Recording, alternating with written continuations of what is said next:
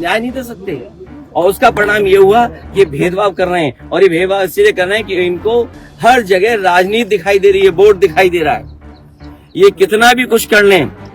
अब जनता को इनसे कोई उम्मीद नहीं है, और जब उम्मीद खत्म हो जाए किसी पॉलिटिकल पार्टी से तो समझ लेना उनका सफाया होना निश्चित है। ये जो हारे हैं, इतना बुरा हारे हैं, जनता इससे भी बुरा इन्हें हराएगी, तभी इनका इलाज हो सकता है। चुनाव से पहले भारतीय जनता पार्टी षड्यंत्र करना चाहती है चुनाव से पहले, और उनका लक्ष्य पहले दिन से रहा है कि समाजवादियों को कैसे बदनाम किया जाए, और खास कर से के मुसलमानों को लेकर के उनकी जो सोच है वो अनडेमोक्रेटिक है, अनकॉन्स्टिट्यूशनल है। ये सोचिए, एक मुख्यमंत्री योगी, तो इसका मतलब ये है कि अगर कोई योगी अगर वो लोकतंत्र पे भरोसा नहीं करता है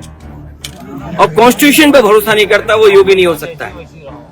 मैं 3 घटनाओं का उदाहरण देना चाहता हूं आपके सामने जी। पहली घटना हाथरस,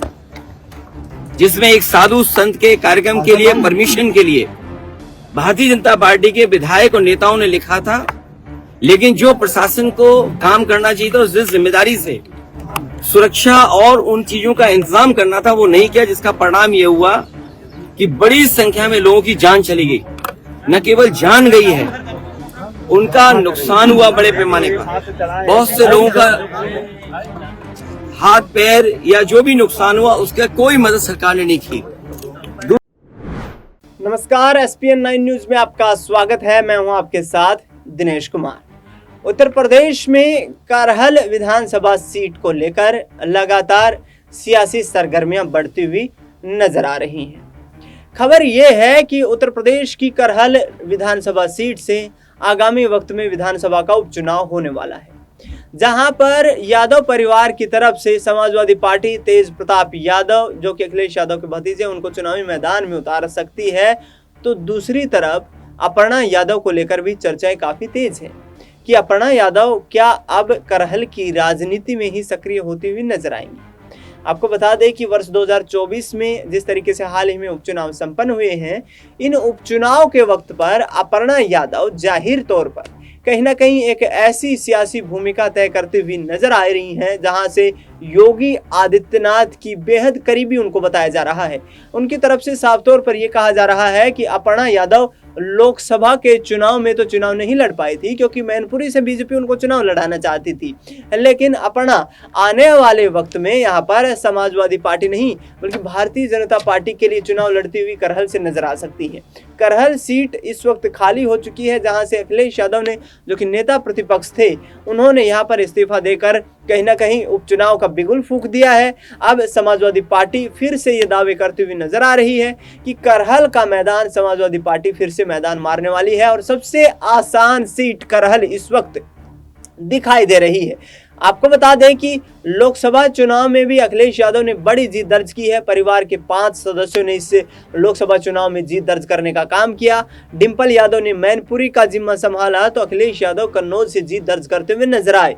आजमगढ़ सीट, जो कि हॉट सीट मानी जाती रही है, वहां से धर्मेंद्र यादव ने चुनाव लड़ा, और बदायूं सीट से शिवपाल यादव के बेटे आदित्य यादव सांसद बनकर देश की सबसे बड़ी पंचायत में पहुंचे हैं। लेकिन योगी आदित्यनाथ ने जिस तरीके से समाजवादी पार्टी कुनबे में सेंधमारी करने के लिए एक यहाँ पर प्रयास किया, लेकिन अपर्णा यादव अभी तक ये इंतजार कर रही हैं कि किस वक्त आखिरकार उन्हें राजनीतिक रूप से यहाँ पर कोई जिम्मेदारी मिल पाएगी, क्योंकि लोकसभा चुनाव के से पहले जिस तरीके से विधानसभा के चुनाव संपन्न हुए, विधान परिषद में भेजने की तमाम बातें थी, चर्चाएं थी, उसके साथ साथ अपर्णा यादव को लेकर के ये भी कहा जा रहा था कि अपर्णा आने वाले वक्त में यदि बीजेपी उनको मजबूत सियासी आधार नहीं देती है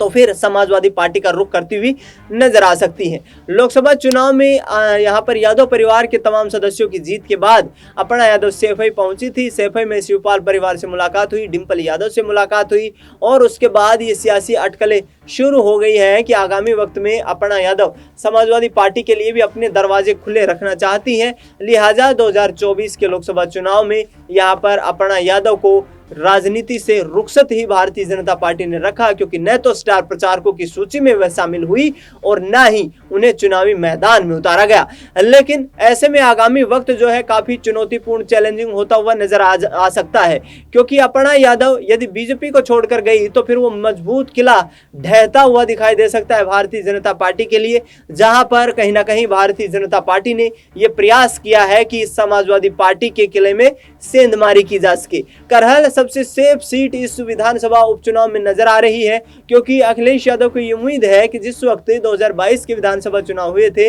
उस दौरान परिस्थितियां विषम होने के कारण भी यहां पर अखिलेश यादव ने जीत दर्ज कर ली थी। उस वक्त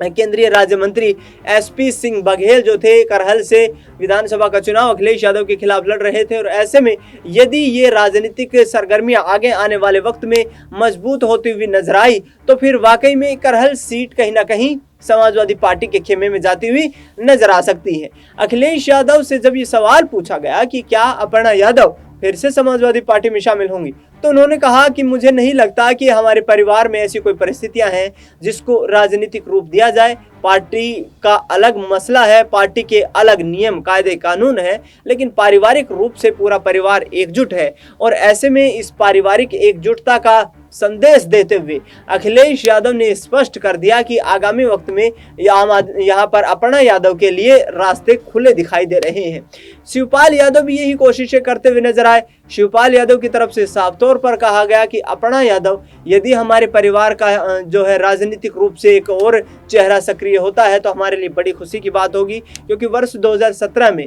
जिस वक्त शिवपाल यादव ने समाजवादी पार्टी से अलग होकर के प्रगतिशील समाजवादी पार्टी का गठन किया था, उस वक्त अपर्णा यादव उनकी पार्टी में जिम्मेदारियां संभाल रही थी। 2017 में लखनऊ कैंट टिकट सीट से उन्होंने चुनावी मैदान में एंट्री की और उसके बाद वहां से उनकी हार सुनिश्चित हो गई, लेकिन उसके बाद अपर्णा यादव ने कोई चुनाव नहीं लड़ा है। वर्ष 1990 में जन्मी अपर्णा यादव प्रतीक यादव की पत्नी है, और ऐसे में प्रतीक यादव राजनीति में सक्रिय नहीं है, लेकिन बी अवेयर नामक एक फाउंडेशन के साथ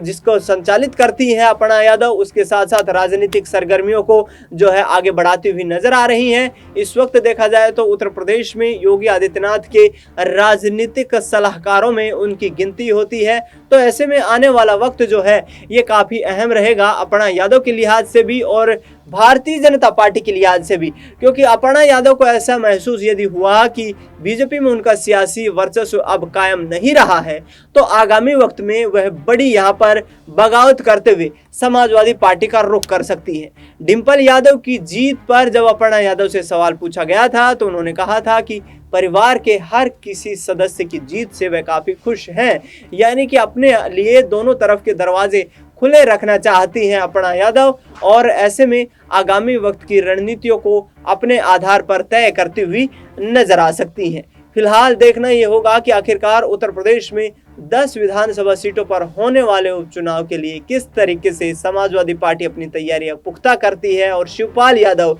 क्या अपर्णा यादव को समाजवादी पार्टी में वापसी करवाते हुए नजर आते हैं, क्योंकि शिवपाल यादव और अपर्णा यादव के पारिवारिक रिश्ते काफी मधुर बताए जा रहे हैं। फिलहाल इस खास कार्यक्रम में इतना ही। देश दुनिया की तमाम बड़ी खबरों के लिए आप देखते रहिए SPN 9 न्यूज।